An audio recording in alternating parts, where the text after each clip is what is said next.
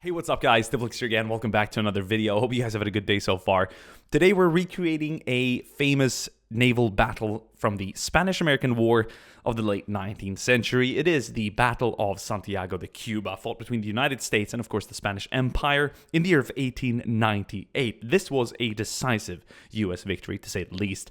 2 casualties and 1 cargo ship sunk, whereas the Spanish Empire lost their entire fleet, hundreds of casualties, and thousands of prisoners of war. I believe this one definitely sealed the deal and ended the war.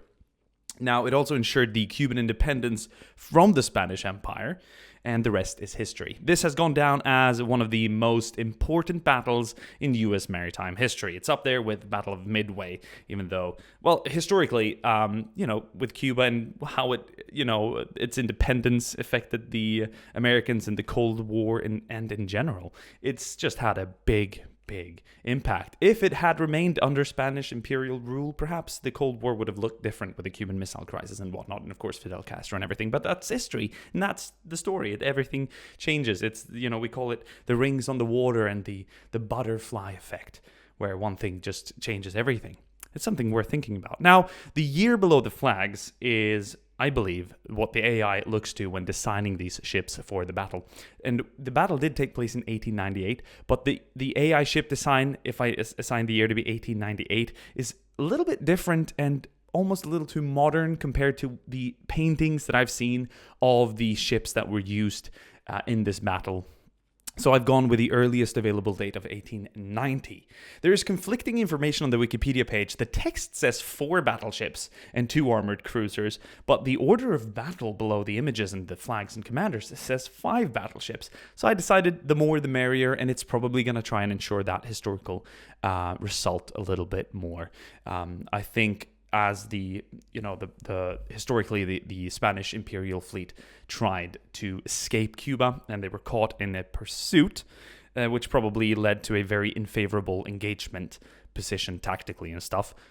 This is going to be a little bit more even. The Americans are definitely going to take more casualties, so we're just going to add that extra battleship there to try and really solidify the historical result. Now, there were destroyers, but destroyers aren't available in this year. It comes in much later, so I've decided to replace them with light cruisers because they look a lot like the images I've seen of destroyers from this time period. So this should be good. 5 battleships, 2 armored cruisers, which will be the heavy cruisers in this case, against the Spanish 4 armored cruisers, which would be the heavy cruisers, and the 2 destroyers, which will be the light cruiser. I think this is a good setup, and we're going to have a historical battle with a lot of action and some substance to it. So we're going to head to, we're just going to dive straight in, and we're going to enjoy this one. In front of you is the U.S. fleet, and we're going to have a closer look at them as we go, and then we're going to have a look at the Spanish Empire as well, or the Imperial fleet. Here we are, ladies and gentlemen, here is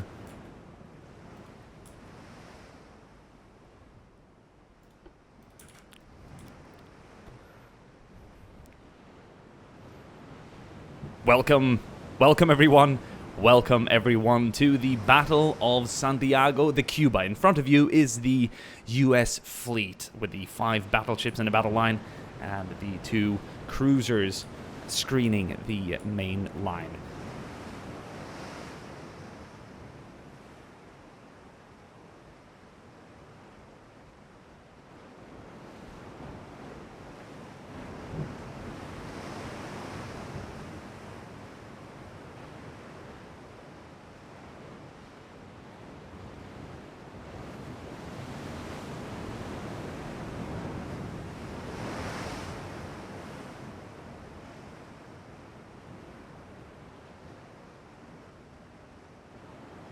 Looking very good. We're going to have a look at one of the cruisers. And it too has an interesting design. Definitely. Oh, wow. Look at the guns there on either side. That looks chunky. Let's go ahead and check out the part of the Spanish fleet here. It is in some smoke cover. Wow, their cruisers look different. Definitely. But I like the sort of short and wide body hull here. Looking good. It'll be interesting to see how the AI designs the ships in following battles as we progress. I think I might want to do a battle between the Italians and the Ottomans, which also occurred in the late 19th century, if I'm not incorrect. Could be early 20th as well. And then, of course, the Battle of Jutland and Heligoland Blight. They're going to be a lot bigger, and not to mention the Tsushima Strait as well, between the Japanese and Russians. That should be insane. A lot bigger battles. But you know, there's a little bit of a charm to these smaller ones too, where you can sort of follow in on the action more closely and in detail. Looking very good. Now let's see if we can catch some of the lighter ships, which would be the Spanish destroyers in this case. Light cruisers representing destroyers historically. So we're at about 5,000 meters away right now. This screening ship here is getting close, and I don't believe the Spanish ships will take that lightly, but the battleships are going to turn now. I could enable AI, which is going to, well, you know, steer them in the right direction. The other two screening ships will follow suit and act accordingly. So let's go ahead and give them AI command, and then this is a battle in true DiplexHeated fashion. Cinematic, no HUD, and with the AI controlling pretty much everything. I'm excited. So we got a bit of a pre-screening battle here between some of the cruisers. Now, these are less armored, but they pack a punch. Look at those sort of snub-nosed guns there. Damn. Oof. Let's follow this trajectory here. Look at what kind of accuracy we can see here from the American gunnery. Ooh, it's going to overshoot a bit. Once we get close, broadside, it's going to be very, very intense.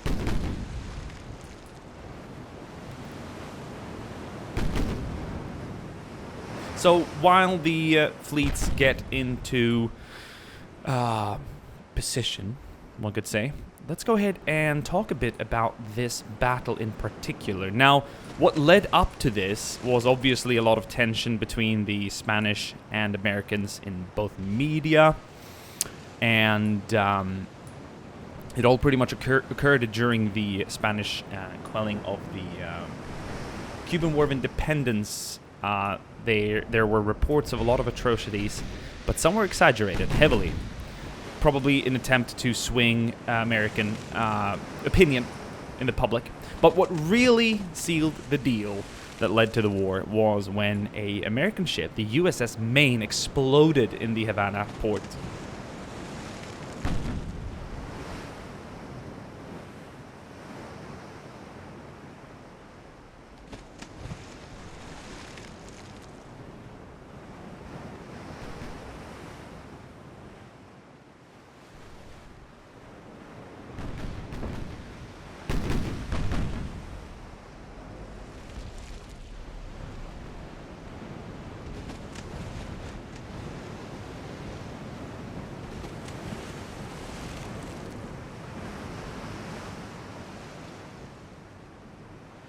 And 2 months later, war was declared, and there were several minor battles part of this war. You know, Guantanamo Bay, and a lot of gunboat battles, and you know, smaller fights like that. But this was the main battle, and it sealed the deal with this decisive U.S. victory. Well, in fact, we can already tell that we're sort of crossing the T here, or the Spanish are, and that's not good for this cruiser, but the U.S. battleships in the rear should be able to get up. Let's go ahead and avoid these guys. Let's like steer hard right here, because I'm gonna you know, like swap between commanding and not commanding. I just want to make sure that there's I have some sort of responsibility here in the outcome of this battle. So far, this cruiser has damaged and set one of the Spanish cruisers on fire. That fire looks to have been put out, though, but it's certainly resulted in casualties, maybe even the damaging of some fire controls and guns.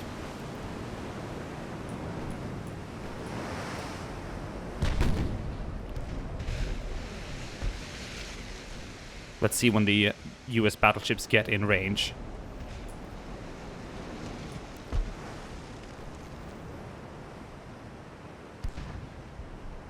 Oh, hit there.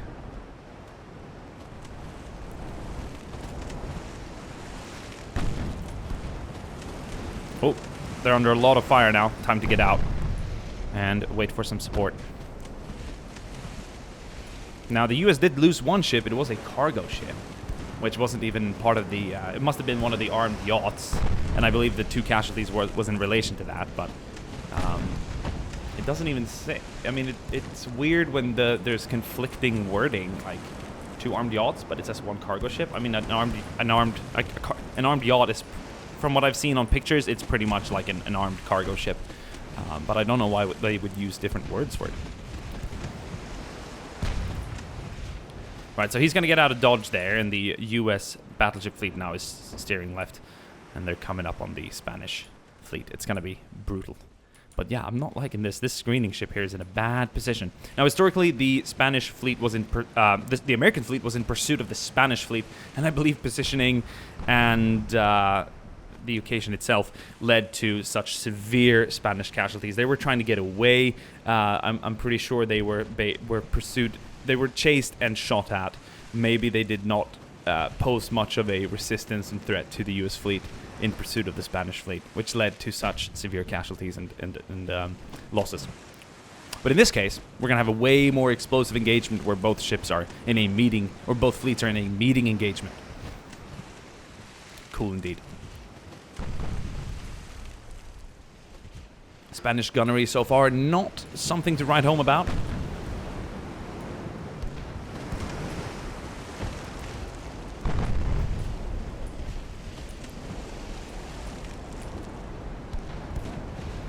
Oh, that's a hit.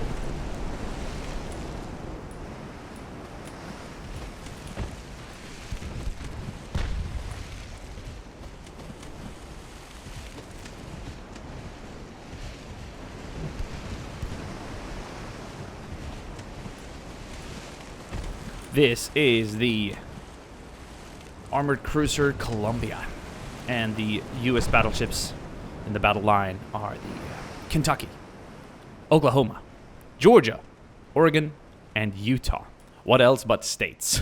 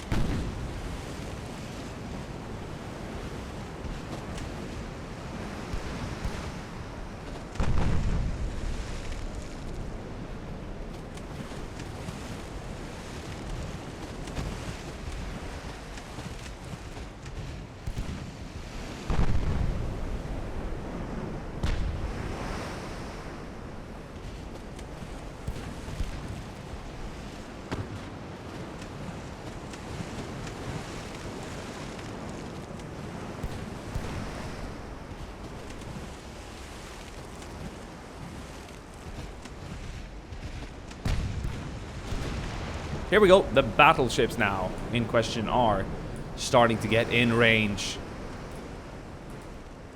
I want to see these get up broadside because they have a lot of smaller guns. But once again, armor and firepower in combination make a battleship. But let's put some emphasis on armor in this case, but it's because it's going to be hard for the Spanish to do any considerable damage here. Perhaps we might see some torpedoes. I believe the smaller ships have appeared now, which would be the Spanish destroyers. No, these are still the cruisers. Well, some of these have to be... Yeah, this is the heavier, of course, I can tell right now. When you compare them side by side, some of these ships are significantly heavier.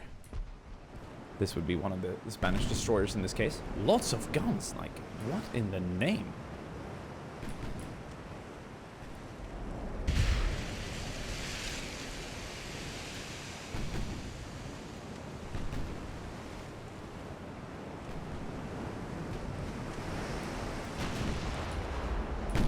Oh. Look at that. Look at that. Trying to get some cool screenshots while we're at it. Oh, no. We're not in a collision risk here, but that's worth keeping an eye on. Let's go ahead and assign this to screen this 3rd division. So he's going to be following now. There we go. The main division is on AI. This battleship is not part of the division. It's just following. I'm not sure why. Let's go ahead and attach this ship to the battleship line. There we go. And then we got the 2 screen ships here that is just screening. Cool. Right. Pretty sure we can let the AI do its thing now. As the 2 steer auto rudder a little bit to the right. There we go.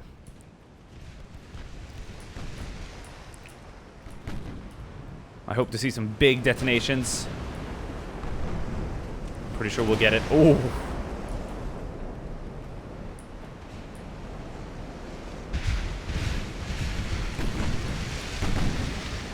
Oof. Naval gunnery is certainly an art.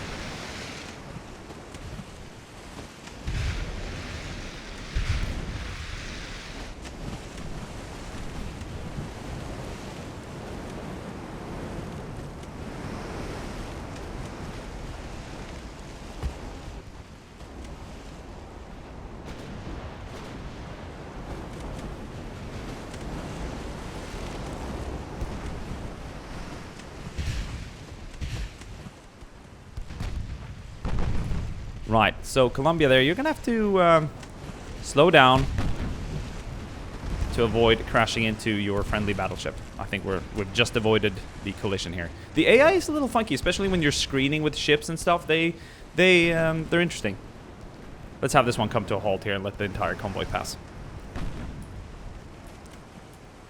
Sitting duck, though, is a bad thing, but right now the US battleships are soaking up most of the attention here. Let's not... they're crossing the T here. That's good for them. I would have expected the AI to do a little bit better, so we're going to go ahead and assume control and just make sure that they don't cross us completely. Crossing the T is sort of when you're the top part of the T, and they are the line below, where you can bring up all your broadsides to target the ships heading straight into you. The silhouette is completely different. The ranging, you don't have to... You can aim at the front of the ship, and you'll more than likely hit somewhere between that and the stern of the ship, which is why it's so deadly. Oh, we're having big impacts here on one of the Spanish. It's the cruiser of Emperador Carlos V. The 2 in the rear are the lighter ships. This one's sinking, not sinking, but it's burning. The battleships here are like, look at that. We're seeing the reports, and a lot of the shells are blocked and ricocheted. This is nice. This is nice. Look at this. Oof. Up close like this, you can't afford to lose. You can't afford to miss. Ooh, right below.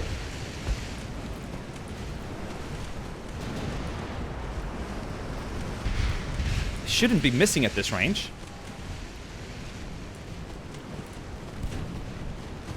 I will say, though, perhaps at the time, the Spanish and American Navy, in terms of combat experience, major naval battles and whatnot, maybe not the most seasoned of navies. I mean, not to be compared to the British Navy at the time. That might have an impact on the AI and the skill of the crews.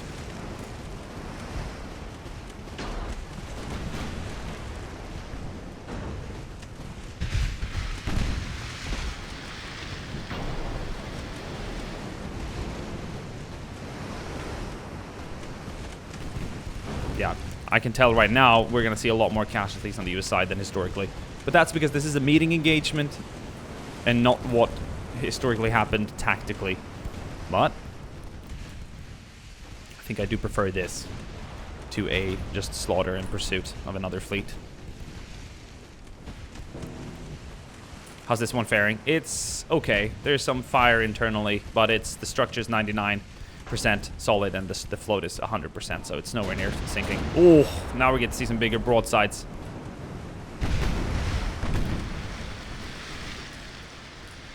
The ship here, the cruiser Emperador Carlos, is sinking. It's taken in a lot of water. You can see it on the right side. So many stats here. The training level is cadets here. There's so much info to read, and that's really cool if you're into this. I do appreciate it myself. But aside from looking at some of the names here that I suppose might be historically correct, you know, taken off a list of ships that actually existed at the time, we're going to enjoy this mostly in cinematic mode here.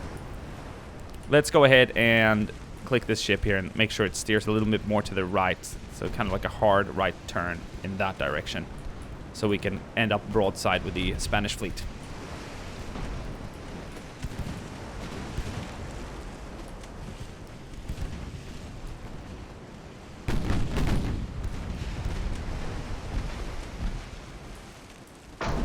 Boom.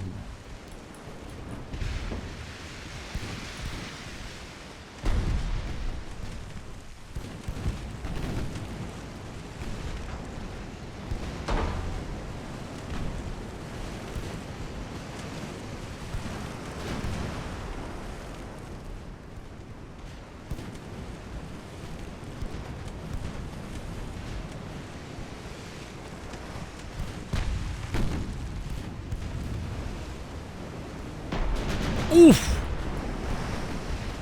Hit just below the ship's waterline there. A little too short. Okay, they're steering to the left now. They don't want to broadside us, and I understand that. Their fleet is a little split right now. We'll try and take advantage of that.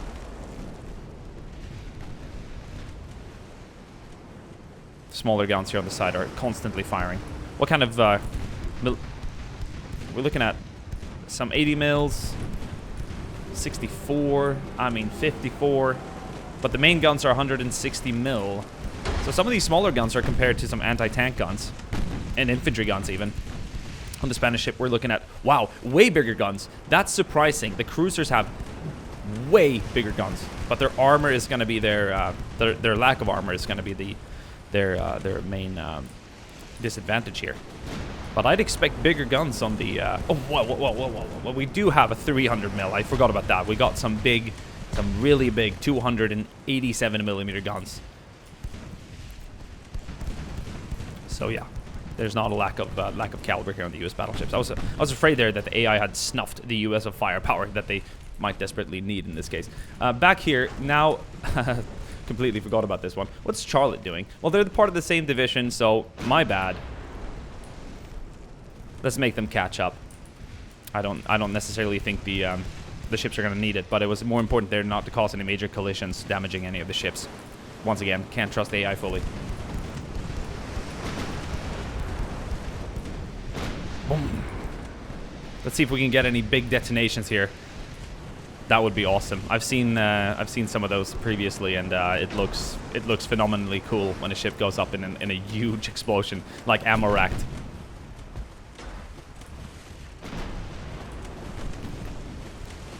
Oof! Major hit. This one's taking in a lot of water. It's practically sinking. But it's fighting on. Now this one is in a bad spot here because it's turning its stern to us, and it's going to be easier for these ships to target and hit now. Elevation is not going to be as important. Seems to still have it. Now it's going to be more like the angle. To the left or to the right. They're still overshooting it. Gunnery is not impressive right now from either of the sides.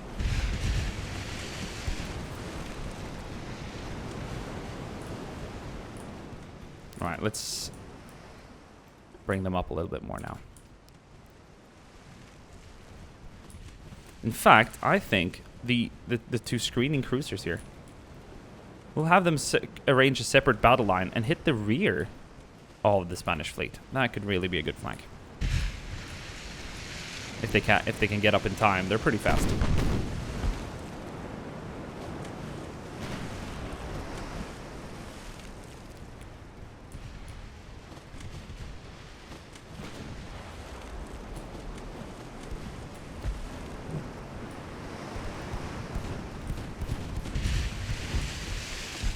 Here comes one of the lighter cruisers.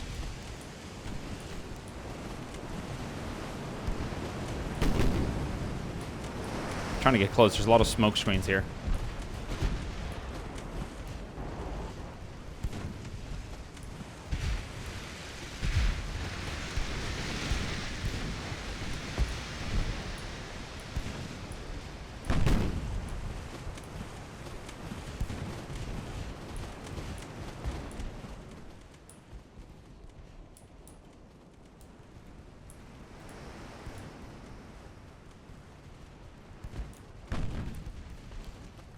Oh, they're gonna circle around. Interesting.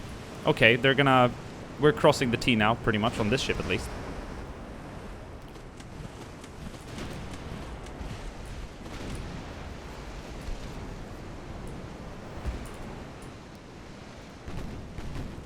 Let's focus all guns on Encoronada here. Let's leave the second battle line to focus more on the lighter cruisers. Focus fire, focus fire. Ooh, big explosion.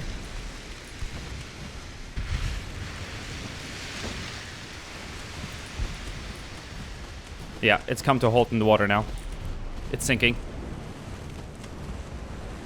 And we're no longer going to be engaging that. We're exercising good combat conduct here. You don't fire at a sinking and still standing ship. It is of no threat. Even though it would look awesome to see it go up in a huge explosion and fireball. But we might be able to catch that. Otherwise, I'm sure we'll catch that in a naval battle coming up later. That ship is completely gone now. You just see the oil spill in the water, some rescue boats out. Very cool indeed. Very nice detail. So you can also design your ships in this game.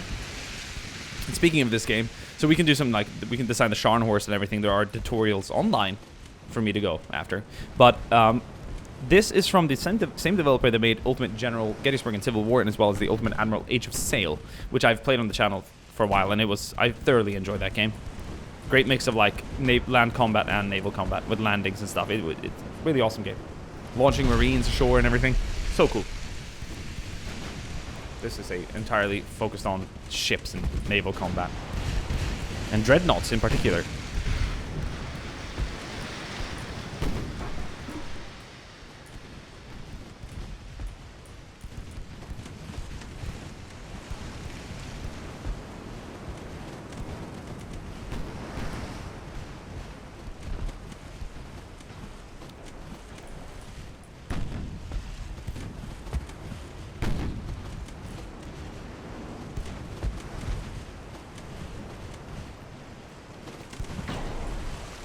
Now the smoke screen is gone here.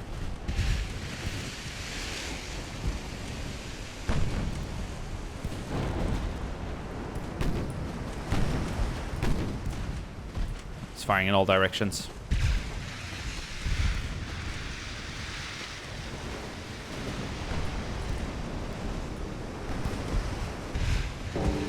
Looks to be going down. It's not quite sinking, but it's taking in a lot of water. The float percentage is 22%. It's 17, 16, decreasing heavily. Can they try and counteract? Well, they can try and pump out the water.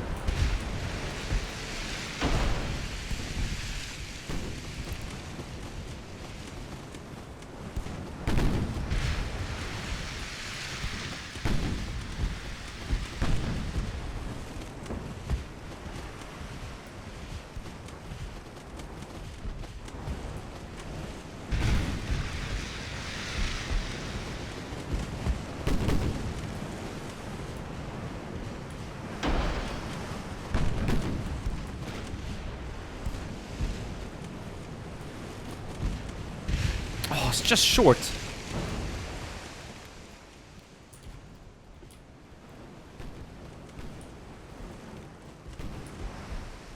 Here come our armored cruisers in the rear. 2nd Division. It's gonna come in behind the remaining 2 Spanish ships. We've sunk 4 already. All the armored cruisers are sunk. So far, no US ships have been lost. We've definitely taken hundreds of casualties, probably due to their somewhat impactful hits. But we've seen some burning and some heavier damage on some of the ships, but they're still standing. No risk of any sinking right now.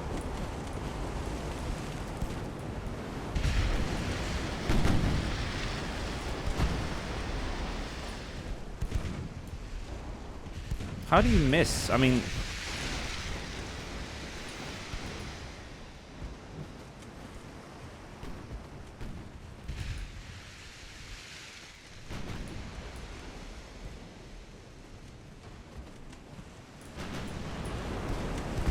Oh, come on, just score one big hit right in the middle. I want to see the ship go up in a huge explosion.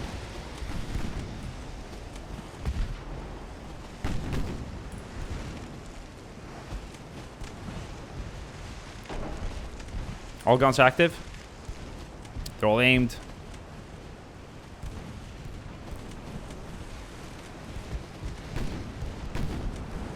Oh, Utah is taking a lot of heat right now.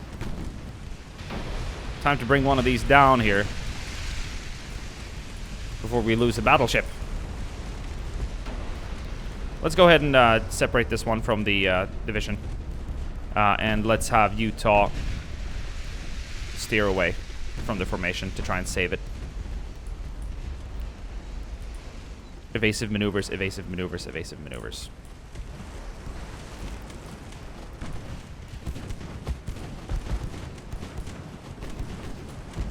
Haven't seen any of the bigger main guns fire yet. There we go.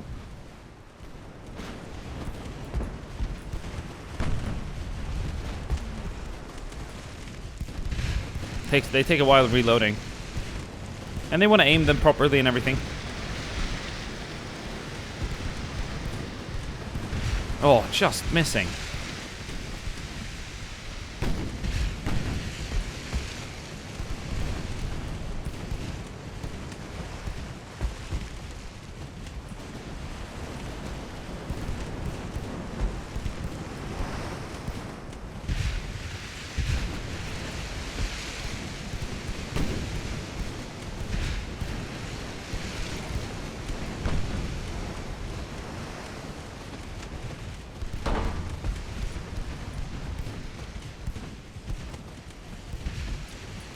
This ship is almost completely, like, looks like it's almost encircled. Here come our cruisers. I'm gonna bring them up broadside on the other side over there. Full speed ahead. Here we go. I think we might be able to get a nice sort of broadside here coming up on this ship.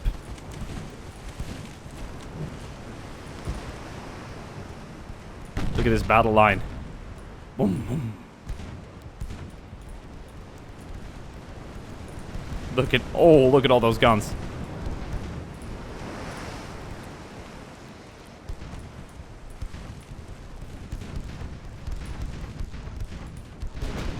So much smoke, so much. Oh my god. Goodness, my goodness.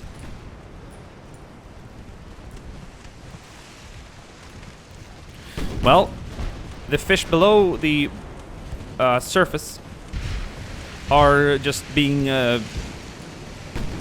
leaded today. Like, this is insane. Yeah, this is now we're getting into some explosive territory here in terms of positioning as the battle line moves in. They're still focusing on Utah back there, but it's dissipating. It is moving away by the second, so. Yeah, and this ship is going to drive straight into our battle line. This should be devastating for Magallanes.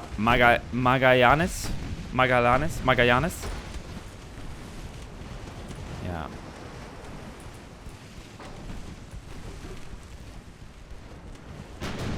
Here we go. Ooh! Come on, one more. Give it a real explosion here. Can I force fire? No. Are they going to stop firing at it now? Can I like force fire?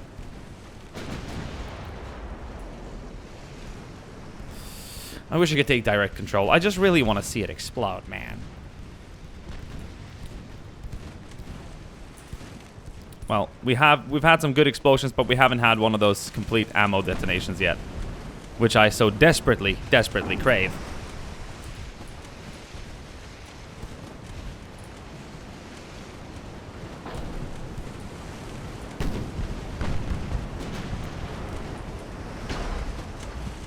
The smoke is making it harder for the gunners to fire, no doubt, or for them to hit, but it should impact them as well. That's a big broadside.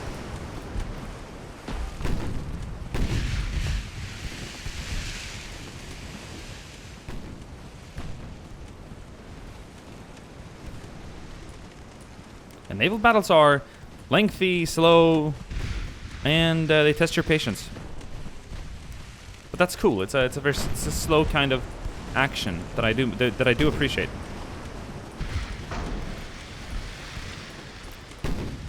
Utah's gonna have a say there as well. Still the target priority there. It's the most damaged ship of the U.S. fleet right now, but there are more urgent. Oof. Not sinking yet. It's definitely not taking in water. It's still having more fire damage and hull damage than sinking. One good broadside hit now, and it's goodbye. Hit it with the main guns. Hit it with the 300 mils. Explode it. 300 mils now. Broadside. Oh, it's not sinking. More. Pour it on him. Pour it on him. Make it go up in flames. Is that it? That is it. The battle is over. No major explosion, but I guarantee you we're going to see that later on. Well, hey, like, okay, so, you know, well, it's not 2, it's 92, but it's in that region. Both sides. Awesome, guys. I think we did pretty well. Look at this. Wow. All the US ships were pretty much heavier in tons, and damage dealt, is that in ton damage, I suppose? Losses, crew, yeah, 96, 97. Utah took some, and the Kentucky took some damage as well. But other than that, I think we had a pretty good historical battle, guys. I hope you guys enjoyed this one. And next, I think we might do Italy, Turkey, and then we're sort of. I'm looking at the list of naval battles in the late 19th century. And we're gonna move up and try and cover as many as possible. So we're going to do sort of a chronological order. You're going to get to see the nations evolve and the ships' designs expand and whatnot, and the battles get bigger and bigger. Thank you guys for watching this video, and I'll see you guys soon again. Ciao.